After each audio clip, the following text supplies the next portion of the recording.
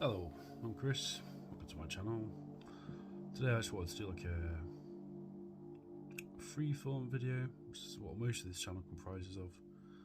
And I wanted to chat about, so this is often discussed in modern culture, is this so-called loneliness epidemic, which is a phenomenon of people, in a lot of respects, we're more affluent than ever before. We live in a quite technologically advanced society, which is going to get even more technologically advanced soon with the emergence of artificial intelligence. But people, in a lot of respects, seem to be more lonelier. There's all the dating struggles that so many people have. Men and women, really. I mean, it often gets analysed through the lens of men, really, but I think it applies to both men and women are struggling with this. I don't really think it's a phenomenon that's gender specific. This is probably going to be quite a rambling video, just so you get all that. I'm just going to try and tie a few things together I've been thinking about, just get all and just basically do that. So obviously I haven't escaped this. I've been through a few changes in my life in the last few years recently. I've been trying to find a new way forward. Been trying to find, ultimately, meaning again, and some sort of structure by which to live my life and gain some sort of meaning and enjoyment, right? That's what it's all about at the end of the day. Because, well, in many respects, we're born in doubt, we die in doubt, and all the rest of it. But we do have to make some sort of, this, or most of life is about. We have desires. At the end of the day, not all of those desires are going to be met. Some of them can be destructive, obviously, as well. Desires are a funny thing. But we do need to find some sort of sense of meaning in life, some sense of enjoyment, whether that be through sports, reading, intellectualizing, working towards a goal, playing video games, whatever, writing and creativity, maybe, if a lot of people does the thing. But some people might be playing tennis. It's different for everybody. But obviously we are also living in an epidemic of depression, which I guess, and anxiety as well. So I think in many respects, possibly this is a result of some of it, not all of it, is probably we've been brought up. I mean, if you're a millennial like me, I'm 37, you've been brought up in an information environment where you are constantly being sold a vision of what you should be. And with the development of the internet and the ubiquitous nature of mobile phones, you're constantly being bombarded. There's almost no escaping it though. If you want to do anything in life, you have to use a mobile phone. Can you imagine not having a mobile phone? You would be cut off. You would be, the very fabric of society relies on these technologies. The big data society has also created a world where you're constantly, there's so much data that they hold on you that they know you're a pattern, you're a product. So you're constantly being bombarded with messaging that's supposed to trigger off your desire in you, really. Like I said, I'll try and analyse this from some sort of philosophical lens, probably delusion based. But yeah, it's desire. Desire has become, in a lot of ways, our undoing. If you want to look at it in terms of like dating, then everybody's looking for perfection, I guess. Perfection as a concept, metaphysically, is flawed, I think, because perfection isn't a one-size-shoe-size-fits-all thing, right? Perfection is, I think, it's very subjective. If you want to think about it in terms of people looking for relationships, which a lot more people seem to be struggling with these days, and obviously I've had my fair share of struggles in that regard, but even though it's not a goal I'm hyper focused on, it is obviously just just a human being. Everybody needs companionship, and yeah, no, very few human beings are, complete hermits really. I'm jumping around a lot, but I've done that hermit lifestyle a bit. I did that a bit last year. I was up in Scotland, and I've slowly been trying to emerge out of my hermit shell a bit more, which I've done. But it's definitely a slow process. If you're anything like me and you're fairly introverted and you find people difficult to talk to, and you don't really share many common interests with a lot of people, then it can be difficult, right? But then I don't know, in some respects I think it's best to be completely comfortable with your own silence and your own self before you go out there anyway, and put yourself out there. You're never completely comfortable. There's always going to be some anxiety within your mind or your self about, everyone's got their insecurities, and in terms of like going back to whether people have got problems in relationships and dating and everything at the minute, I think it's primarily because people are looking for someone that's perfect. People's standards have gone up so outside the realms of true possibility, but also, I don't know, for men are constantly disappointed, I think, by the dating, because a lot of the dating now happens through apps. So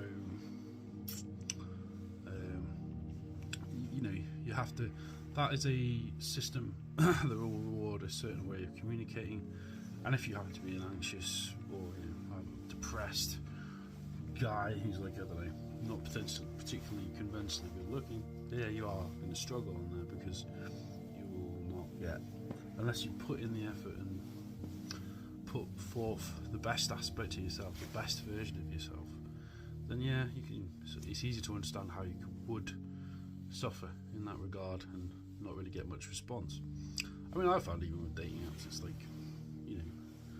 I try a bit and then, but I've sort of given up on them really, because it's a message, do you want to meet, and then just tumbleweed, or you just get non-committal responses. So in a lot of ways I just think, why bother? And I think a lot of people are also feeling this now, and maybe in a way that's not a bad thing. Maybe it is good to try and get back to the more traditional ways of meeting people, whether it be friends or more than that. I think it's actually a good thing to try and achieve, not achieve, but to go out and meet people in the more traditional way, which is basically go out there, interact with people in real life, because it's not a simulacra of of dating and trying to form platonic and romantic relationships. Then it's you actually putting yourself a bit in the deep end. Now I've got to admit as well, I'm not the best person at talking to strangers. I just can't do it. It feels awkward. I'm not a big fan of doing that, which is probably to my detriment, to be honest. I don't know, I'm a relatively handsome guy, but I'm not like Brad, I'm not really good looking, but I'm not like a fucking horror, an Igor or something, right? But I've been looking a lot into this as well. I think often if you are relatively intelligent, then you can develop this neurotic aspect, which I've actually had since I was a teenager, really. So it's a certain insecurity, definitely, of you just see all the negatives, so therefore you don't even try and talk to someone or approach someone, and it's actually a form of anxiety. And I've experienced this myself. I guess in some respects you just have to rationalize it, actually, funnily enough. What's the worst that can happen? Say there's someone you've been admiring from afar, or you just like them, but you feel some sort of chemistry, pretty much literally the worst thing they're going to say is no, and there'll be usually no consequences, depending on obviously how you ask it and how you approach it and everything else. So why not just do it? I mean, you've got to risk being rejected, and then it's inevitable. Actually, it is inevitable that if you go out there and date, then you will be rejected. I think a lot of the reason, in terms of the incel culture, which is not a culture I belong to or even have any interest in particularly, beyond researching it as a cultural phenomenon. I think people mix it up sometimes. It's like, if they assume that if you are talking online about things in this area that you must be it, and that's not the case. I'm not. I've watched some of the videos that produce around this content, about that, around that community of people online, but I certainly am not one myself, because it comes with a whole host of, it's basically baggage, and it's just not a form of negativity and cynicism that I'm interested in, and it's I think it really is quite misogynistic in the truest sense of the word. No man is perfect in this regard, in terms of how they relate to women. We've all had our moments. That's, I think, the most honest thing to say about it, where we might have just you either been through a breakup and you're just like, can't be arsed, and that happens. It's probably happened to me in the past. But then if it becomes pathological, that's where it obviously veers into inceldom, I think, really. We get these groups of men who gather online, and I think it is a lot to do with the fact that there are these anonymous online spaces now. So this resentment is growing because of the anonymous nature of the internet. It's easier for these forms of resentment, which usually would be being dealt with by just breaking down some realities for somebody. But now that resentment has a place to grow, and these people can be anonymous, and they can, their resentment grows, and their negative perception of themselves and the other, i.e. women in this regard, increases, right? So it's just a cycle of negativity that but then I guess the Pandora's box open, and it's not like we're going to have a de-anonymized internet, is it? It's never going to happen in reality, because you can use a VPN if you want. You can do all sorts of. There's all sorts of ways of obfuscating your identity online. So I guess the real. If you wanted to talk about the real work that people need to do to either improve their situation in terms of the loneliness epidemic, or to improve their mental health, or in the bigger question, how do they get more comfortable interacting with the opposite sex, whether they're male or female. Basically, this is going to sound like quite glib, but I think it's socialization, really. So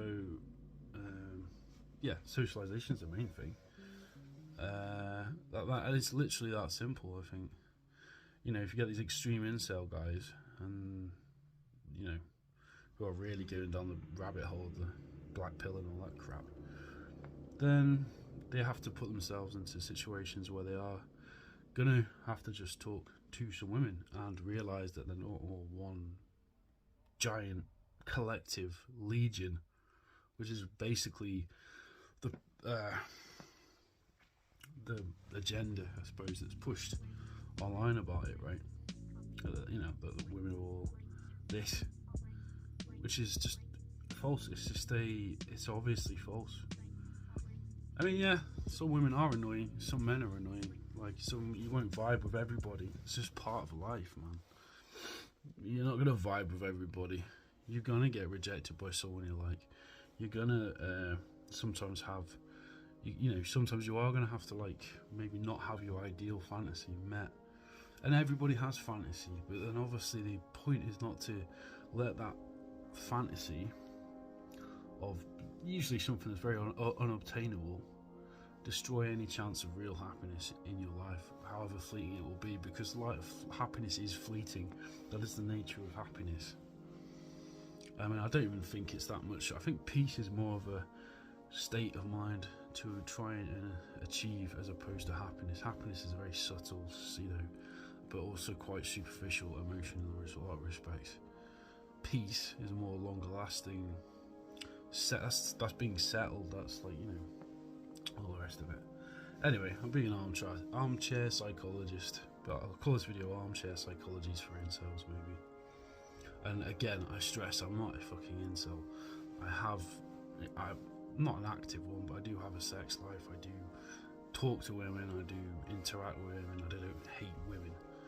I'm doing this more just as a reflective video, so maybe hoping that somebody falls on it and, just gets a little bit of a reality check, maybe.